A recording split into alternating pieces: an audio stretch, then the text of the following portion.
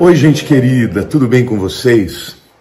Eu sempre fui um apaixonado pela alma humana.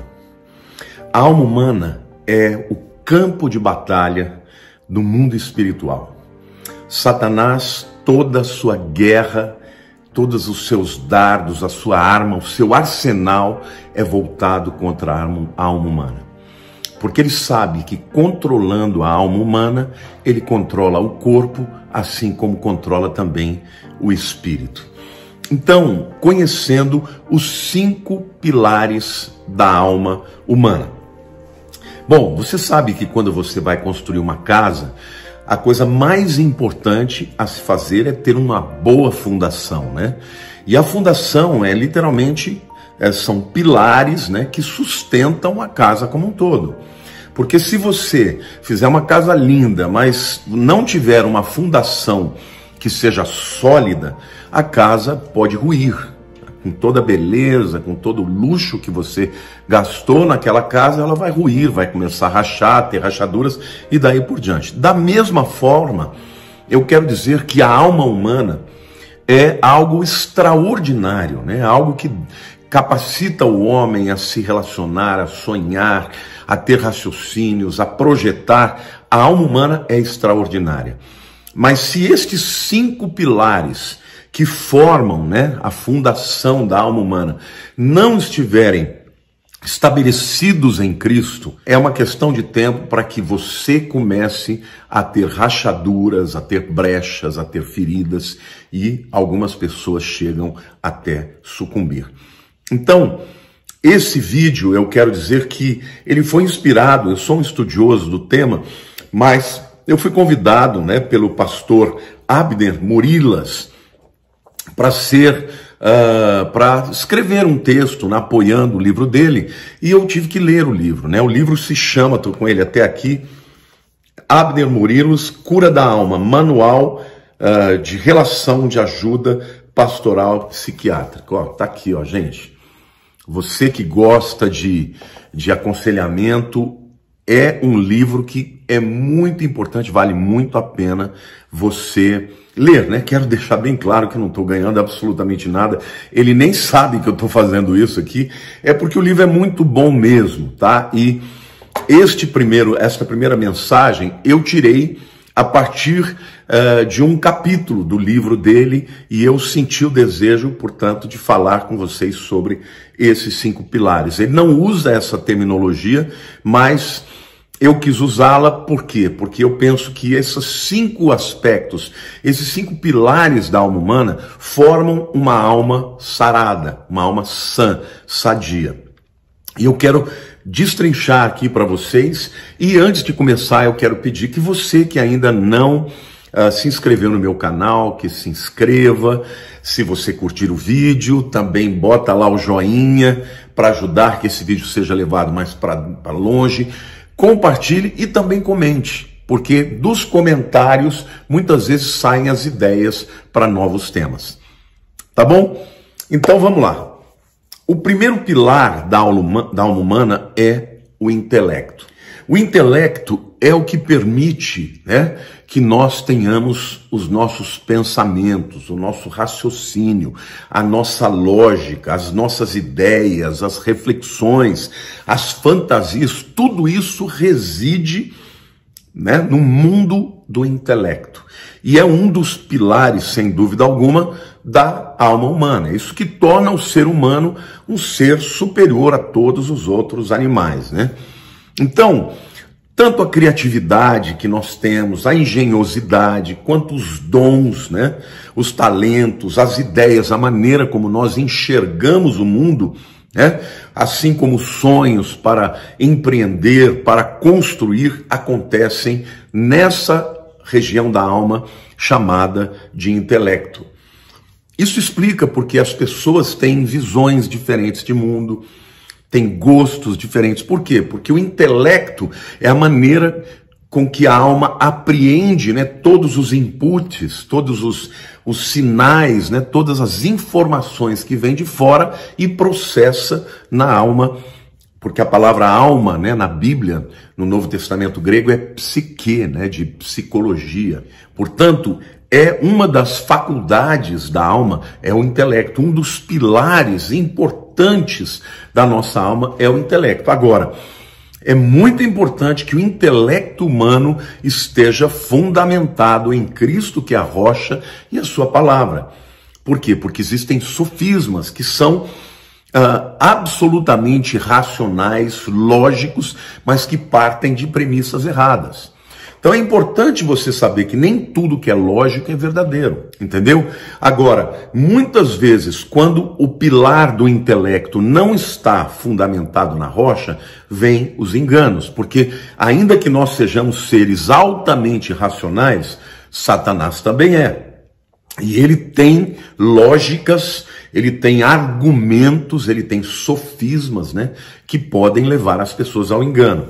Então, ainda que seja uma faculdade extraordinária, que seja um pilar maravilhoso, o pilar do intelecto, ele precisa estar fundamentado na rocha que é Cristo e também na sua palavra, para que nós tenhamos uma alma sarada, uma alma plena, uma alma equilibrada, né? Porque isso é muito importante para todos nós, né? Porque um pilar que esteja colocado no lugar errado ou subdimensionado numa casa, ele pode ser a razão porque essa casa vai ruir. O segundo pilar, gente, da alma é a consciência. Bom, a consciência é como um tribunal interno, né? Que em alguns momentos nos acusa, em outros momentos nos defende, né? Ou seja, quando nós fazemos alguma coisa, imediatamente esta consciência, ela é este tribunal que vai dizer você errou, você acertou. E a Bíblia diz, gente, que até mesmo os gentios que não conhecem a palavra de Deus têm a consciência dentro deles. O livro de Romanos, capítulo 2, diz que a sua consciência os acusa ou os absolve, ou os defende. Então, na verdade, a consciência foi colocada por Deus como uma das faculdades, né, como um dos pilares da alma humana. Então, é a consciência que faz com que a gente tanto critique quanto defenda. Não só o nosso comportamento, mas também o comportamento dos nossos semelhantes, né? Os atos, as declarações, as circunstâncias. A consciência o tempo inteiro age como um tribunal mostrando o certo e o errado. E mais uma vez, né? A consciência também precisa estar fundamentada sobre a rocha, a fundação verdadeira que é Cristo e a sua palavra. Tá? Por quê? Porque senão a consciência ela pode começar a ser cauterizada, se tornar insensível. Não é isso? A gente sabe que o pecado, que você estar inserido num contexto contrário à vontade de Deus, a consciência ela começa a disparar os alarmes, os riscos, os perigos, ela te avisa. Ela gera culpa, né? Mas chega um momento que se o indivíduo ficar exageradamente decidindo viver contra a vontade de Deus, ela começa a ser cauterizada. Eu quero ler para vocês um texto de 1 Timóteo, capítulo 4, versos 1 e 2, que diz assim: Ora, o Espírito afirma expressamente que nos últimos tempos alguns apostatarão da fé por obedecerem a espíritos enganadores e a ensinos de demônios pela hipocrisia dos que falam mentiras e que têm cauterizada a própria consciência. Ou seja, ainda que a consciência seja esse tribunal que nos ensina o que é certo e o que é errado, nos últimos dias, principalmente, espíritos enganadores vão corromper a consciência dos homens, de maneira que ela se torne cauterizada. O que é o cautério? O cautério é um instrumento que é utilizado, ou pelo menos era na medicina, para fechar uma ferida que está aberta, né? E que era usado para acabar com toda e qualquer possibilidade de infecção, queimava, né, aquela ferida. E a ferida, então, cicatrizava, mas a área em que era cicatrizada ficava totalmente insensível. Matava as bactérias e tudo mais, mas ficava insensível. Você passa a mão, né, numa área que foi queimada, por exemplo, e o indivíduo não vai ter sensação. E aqui o que Paulo está dizendo, naquele tempo era usado, né, o cautério, né, era usado para sarar as feridas, né, de animais e até de pessoas. Paulo está dizendo que nos últimos tempos muitos vão apostatar, ou seja, abandonar a fé, porque vão dar ouvido às doutrinas, aos espíritos enganadores, doutrinas de demônios, e pela hipocrisia dos que falam mentira e têm cauterizado a própria consciência. Ou seja, chega um momento que o indivíduo decide tanto que ele vai pecar, que ele vai caminhar contra a vontade de Deus, que de repente ele começa a achar que aquilo é normal, é natural, e aí ele já não tem mais o efeito, o benefício, né, de ter uma consciência que está dizendo, olha, tá errado, muda de caminho, se arrependa, tá bom? Então, é muito importante você entender o seguinte, a consciência não é o que tem poder de decisão na sua vida, tá? Não compete a consciência a escolha. A consciência, ela apenas emite um juízo de valor sobre a decisão a ser tomada ou que foi tomada. Então, o segundo pilar importantíssimo, gente, da alma humana é a consciência. E mais uma vez eu repito, precisa este pilar estar, né, fundamentado no solo, no terreno, que é a fundação verdadeira, que é Jesus Cristo, né, e a sua palavra. Bom, gente, o terceiro pilar é a volição, tá? E aqui eu sempre usei volição como vontade, mas aqui o professor Abner Morilas, ele diz que não. Ele afirma que a volição é mais do que a vontade, mais do que o meu querer, tá? Tem a ver com a impulsividade, tá? Tem a ver com a perseverança, com a garra e com a agressividade. Tudo isso faz parte da volição. Em outras palavras, aquela vontade incontrolável que muitas vezes você tem por comer um doce, ou quando você está numa dieta e você não controla, isso também passa pela volição. A tentação para o pecado, né? O apóstolo Paulo, ele fala claramente, vou ler o texto aqui, sobre a luta, né, da carne e do espírito, né? E quando ele está usando carne aqui, ele está usando tanto a consciência quanto a volição, né? Eu vou ler aqui para vocês, Romanos 7, 19 a 25, ele diz assim, porque eu não faço o bem que prefiro, mas o mal que eu não quero, esse faço. Mas se eu faço o que não quero, já não sou eu quem o faz, e sim o pecado que habita em mim. Então, ao querer fazer o bem, encontro a lei de que o mal reside em mim. Porque no tocante ao homem interior tenho prazer na lei de Deus, mas vejo nos meus membros outra lei, que guerreando contra a lei da minha mente me faz prisioneiro da lei do pecado, que está nos meus membros. Desventurado homem que sou, quem me livrará do corpo desta morte? Até aqui, gente, parece que Paulo está fazendo uma declaração de derrota. Não tem jeito, eu quero fazer o que é certo, a minha consciência me diz, né? A consciência está aqui, está a volição também, mas os impulsos da carne sempre acabam vencendo. Aí ele fala, mas quem me livrará do corpo dessa morte? E o versículo seguinte diz, graças a Deus por Jesus Cristo nosso Senhor. Ou seja, quem me livrará não é o Chapolin Colorado, é o Senhor Jesus Cristo. De maneira que eu de mim mesmo com a mente sou escravo da lei de Deus, mas segundo a carne da lei do pecado. Ou seja, ele diz, continua havendo uma guerra entre as duas naturezas, mas eu sou escravo da lei de Deus. O que ele está querendo dizer?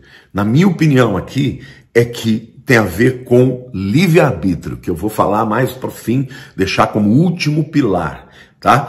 O que faz você vencer a carne é a decisão e o empoderamento do Espírito Santo pela graça, graças a Deus, por Jesus Cristo. É a graça de Jesus que nos empodera a tomar a decisão correta, a escolher pela santidade e não pelo pecado, escolher o certo e não o errado. Entendeu? Então, até aqui nós estamos vendo algumas valências, né? Algumas características da alma, mas no final das contas, quem vai fazer a diferença é o livre-arbítrio e você decidir se submeter à vontade de Deus, tá? Mas a gente vê claramente que a vontade ou a volição, as vontades da carne, a volúpia, né?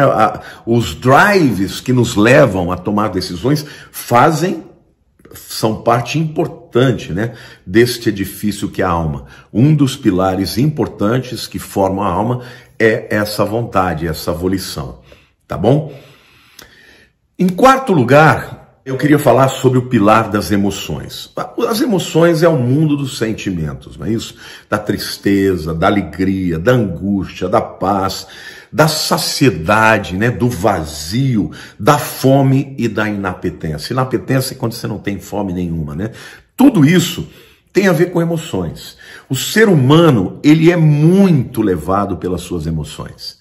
As emoções, elas enganam o ser humano, porque os indivíduos que são controlados exclusivamente pelas emoções são indivíduos que quebram muito a cara, porque se jogam pelas emoções e depois descobrem que aquilo não era a verdade, não era o melhor caminho, né? Então é aquele indivíduo que enquanto está apaixonado, ele se entrega para aquela mulher, mesmo que todo mundo diga que ela não é a pessoa para ele, né? Ou então aquela mulher que já teve muitas evidências de um namorado ou de um marido que ele está fazendo coisa errada e ela se engana, ela cega por causa dos sentimentos, né?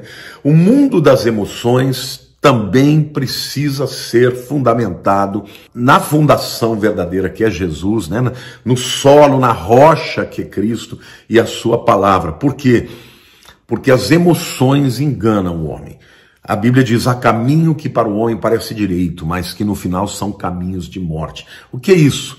Nada mais do que a emoção enganando você em relação à verdade e até mesmo em relação à vontade de Deus. Então, as emoções, elas também capacitam o homem a ter intuição, o ser humano, né? A mulher muitas vezes tem mais do que o homem, a ter intuição, a ter uma sensibilidade, a ter uma percepção mais fina das realidades, tá? As emoções são maravilhosas. Quando você se relaciona com a pessoa que você ama e com emoções, é fantástico. Mas nunca se esqueça, as emoções em si mesmas podem ser enganosas.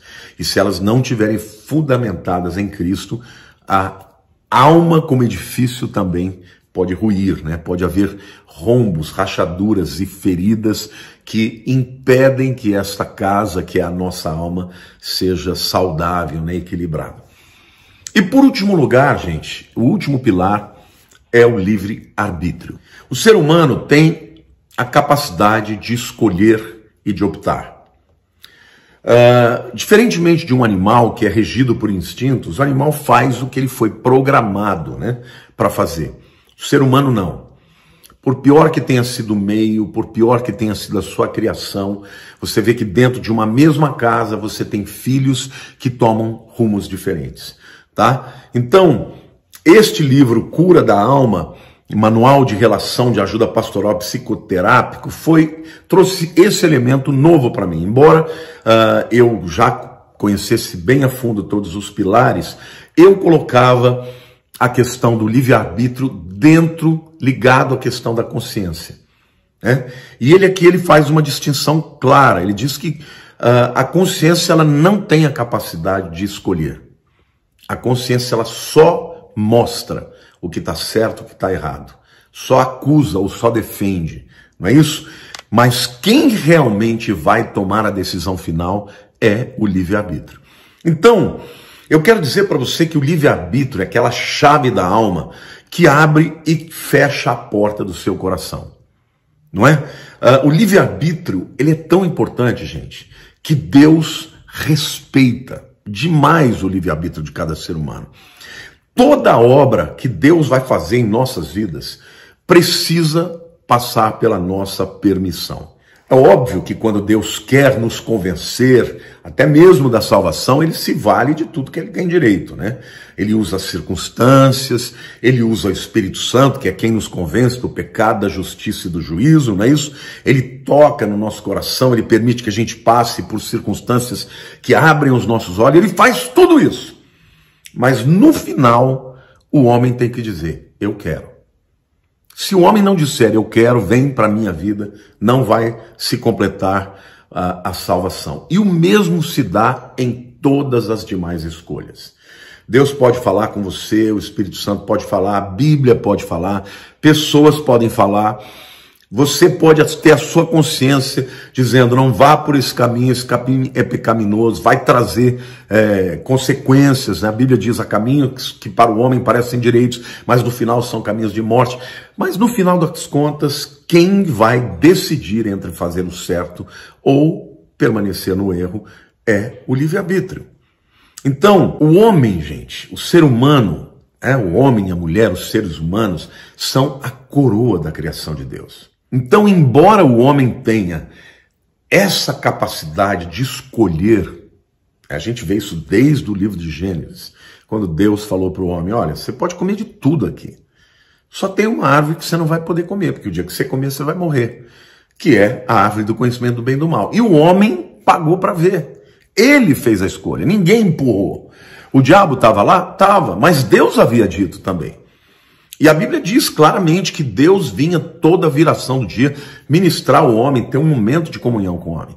Então, ainda que Satanás estivesse naquela equação, quem decidiu foi o homem.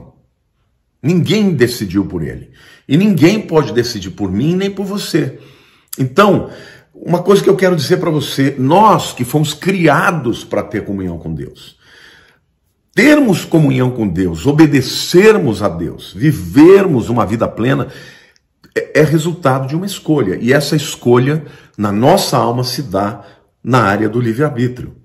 E somente quando o homem se une a Deus, ao seu propósito, usando o seu livre-arbítrio da melhor maneira possível, que é dizendo sim para Deus, concordando com Deus, somente assim a alma desse indivíduo vai ter todos os pilares em harmonia e, portanto, vai ser uma alma equilibrada, em harmonia, sarada, restaurada, plena e daí por diante. Eu quero terminar esta palavra dizendo para você que esse vídeo pode e deve ser visto mais vezes, para que você reflita, porque muitas das decisões que você tem tomado, muitos dos pecados que você acredita que você não consegue vencer, eles serão vencidos com a graça de Deus. Lembre-se, Paulo falou, quem me livrará do corpo dessa morte? Graças a Deus por Jesus Cristo. Quem me livrará é Jesus Cristo. Mas quando ele te livrará? Quando você decidir ser servo, ser um escravo da lei de Deus. Ou seja, eu escolho fazer a vontade de Deus. Enquanto essa vontade não estiver dentro de você, ninguém vai te fazer vencer. Eu tenho ouvido muitos drogados, ex-drogados, dizendo, olha, eu só venci a droga porque chegou um dia que eu falei, eu não quero mais ser uma pessoa dependente dessa droga. Eu não vou mais. E decide largar, procura ajuda, né? Alguns grupos de apoio, alguns ficam retirados por alguns meses, não importa, mas tudo começa com uma decisão e permanece com aquela decisão. Porque os que não usam o livre-arbítrio dizendo eu não vou, eu não quero e nem irei ficar debaixo deste pecado, quem não faz isso acaba voltando. E o mesmo se dá para todos os pecados, para pecados sexuais. Eu canso de responder para pessoas a respeito de pornografia, a respeito de pessoas que às vezes têm até vontade de se matar porque não conseguem vencer. Queridos, tudo que você necessita para a vitória, o Senhor Jesus te dá através da sua graça. Agora, a decisão é sua e isso tem a ver com o livre-arbítrio. Eu quero terminar esse vídeo fazendo uma citação, mais uma vez, do pastor Abner Murilas, que ele diz o seguinte: viver nesse ato entre o hoje e a completa restauração, que se dará somente quando vier o que é perfeito, que é Jesus, né? É o grande desafio de hoje. Então, ele termina, né, dizendo o seguinte: olha, gente, nós nessa vida aqui não vamos alcançar a perfeição, mas o entendimento desses 5 pilares é um tremendo de um caminho. Agora, é muito importante que você se lembre, cada pilar deste pode estar sendo construído em cima da fundação correta, que é Jesus, a rocha, a nossa rocha e a sua palavra, ou nas mentiras e nos sofismas desse mundo. Um dos pilares que mais tem sido usado pelo inimigo são os sentimentos. Eu quero ser feliz. Eu vou fazer isso, eu vou abrir mão disso, eu vou abrir mão da minha família, eu vou abrir mão disso, porque eu quero ser feliz. E aí o que acontece? Não vem a felicidade, mas vem a destruição. Então, a escolha, meu querido, é sua. Mas você não precisa viver com uma alma abalada, destruída, desbalanceada, cheia de feridas e de rombos e de rachaduras. Porque Deus proveu na sua alma os pilares necessários para que o edifício da alma seja um edifício sólido e equilibrado, desde que esses pilares estejam fundamentados em Cristo e a sua palavra. Amém? Eu espero que você tenha gostado. Deus te abençoe, faça os seus comentários e, por favor, compartilhe para que muita gente seja abençoada. Fique com Deus, te amo em Cristo.